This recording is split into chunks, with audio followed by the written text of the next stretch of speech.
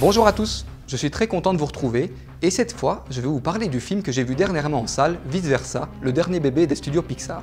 Pour la petite histoire, nous allons suivre le parcours quotidien d'une jeune fille nommée Riley. L'un des gros points forts de Vice Versa, c'est non seulement son animation, mais également ses personnages, et notamment les émotions, qui ont des caractères assez différents. Il y en a 5 au total.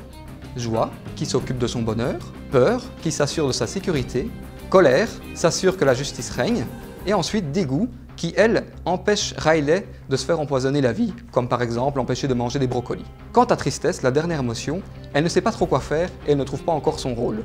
Mais un jour, un méchant déménagement va débarquer dans la vie de la jeune fille. Toutes ces émotions vont être chamboulées et la jeune fille va commencer à devenir invivable et surtout ingérable envers ses parents. Mais la cerise sur le gâteau, c'est que 2 de ces émotions, tristesse et joie, se sont perdues dans les recoins les plus refoulés de l'esprit de Riley. Pour que la situation redevienne normale, il faut que les 2 émotions se rendent au plus vite au quartier général, mais ça risque d'être difficile. Vice Versa est réalisé par l'excellent réalisateur Pete Docter, à qui l'on doit également Là-haut, un très bon film que je vous recommande chaudement si vous ne l'avez pas encore vu. Dès le début du film, on ne s'ennuie pas une minute. Encore une fois, Pixar fait du très bon travail.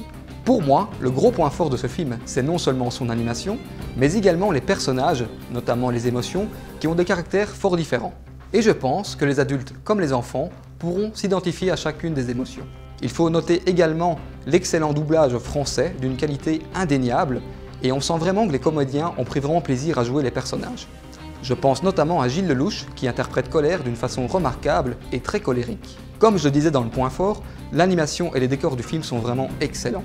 On rentre dans le film dès le début, c'est joli, c'est très coloré, franchement c'est magnifique. Bravo Pixar. La musique est composée par Michael Giacchino, qu'on ne présente plus. Certains thèmes musicaux sont vraiment magistrales et comme pour la plupart des chansons, il y a beaucoup d'émotions et je pense que vous devez sortir vos mouchoirs.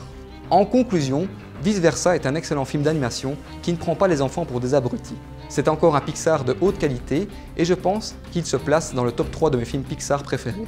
Je ne peux que vous conseiller d'aller voir ce film ou de l'acheter puisqu'il est disponible en format DVD, Blu-ray et Blu-ray 3D avec de nombreux bonus et notamment le court-métrage de Lava. Bravo Pixar et pour ce chef-d'œuvre, je mets un bon 10 sur 10. Quant à mes critiques et mes chroniques complètes, vous pouvez tous les retrouver ici sur le blog du Mediamarkt de Braine-l'Alleud. Quant à moi, je vous laisse, je vous retrouve une prochaine fois et sur ce, allez au cinéma, salut!